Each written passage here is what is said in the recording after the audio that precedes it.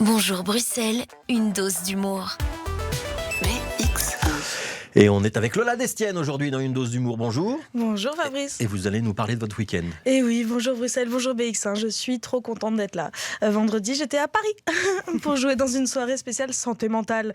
Je comprends pas pourquoi on m'a invité, perso j'ai aucun problème de santé mentale. C'est pour ça que je fais du stand-up d'ailleurs. Mais en vrai, idée de génie de faire des soirées santé mentale à Paris. Si t'as pas de problème de santé mentale, Paris s'en charge, il t'en donne. Genre le premier soir où je suis arrivée, il y a un monsieur, il a fait pipi dans mon métro. Non. J'ai demandé à un ami si c'était normal, il m'a dit ça dépend de la ligne.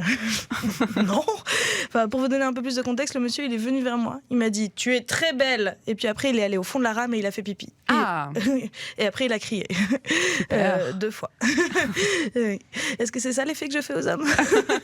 Je veux pas, moi. C'est comme le matin quand ma chatte, parce que oui c'est un chat femelle, je veux dire chatte, voilà, on est ensemble. Quand ma chatte elle vient me faire des câlins dans le lit, puis elle me lâche un petit pé silencieux en mode souffler dans le nez, genre je sais que je suis en manque d'amour, est-ce que je désire vraiment celui-là? Oui, mais tout ce que je vous raconte est vrai. Il m'a vraiment trouvée belle. Je pense que je peux le sauver. Et voilà, hop là, syndrome de la sauveuse. On est là. Oui. Non mais je sais très bien pourquoi on m'a invitée. Il y en a qui ont une resting bitch face, moi j'ai une resting stress face. J'ai tout le temps l'air stressée, c'est terrible. Je suis à grosses gouttes quand je passe des douanes et pourtant je me fais jamais contrôler. Je suis la preuve que le privilège blanc existe. Et en vrai c'était trop cool, il y avait plein d'humoristes à cette soirée. On a parlé anxiété, dépression, TOC pendant toute une soirée. C'était fun, c'était étrangement fun quoi. Tu prends pas de la MD à ces soirées, on se met tous autour d'un feu et on avale notre Xanax en écoutant Evanescence.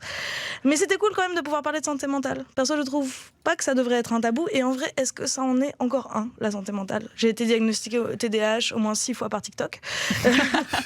Tellement que j'ai décidé de faire les tests. Enfin, j'ai d'abord décidé de faire les tests pour savoir si j'étais haut potentiel, parce que je suis trop une zèbre.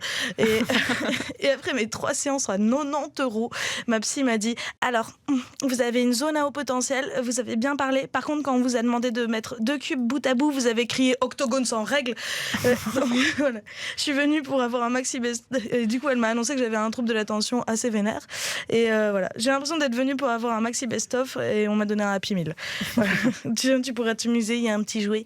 Je suis passée d'enfant surdoué à la petite Lola qui a une espérance de vie assez faible parce qu'elle s'est étouffée avec le téléphone des Totally Spies. On l'appelle plus, on la bip. Genre Lola, toudoudou. C'est ça. Mais j'ai un peu l'impression que la santé mentale, du coup, ce soit encore un tabou. Maintenant qu'on a établi ça, qu'on en parle, je demande une nouvelle ère pour toutes les personnes qui ont un problème de santé mentale et les moyens de le faire. Soignez-vous, s'il vous plaît.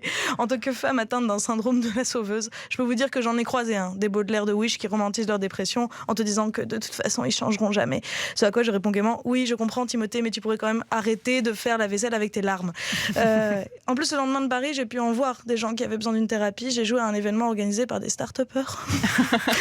Voilà, toutes les personnes qui ont un jour investi dans les NFT, ils auraient dû investir dans une thérapie. C'est mon message. Ça m'étonne même que l'État belge ait pas mis en place des arnaques de phishing pour pousser les start-upers à aller voir des psys. Genre, j'imagine des mails de spam qui arrivent dans des boîtes mail, genre découvrez comment tripler votre productivité en 5 minutes grâce à cette méthode inspirée d'Elon Musk.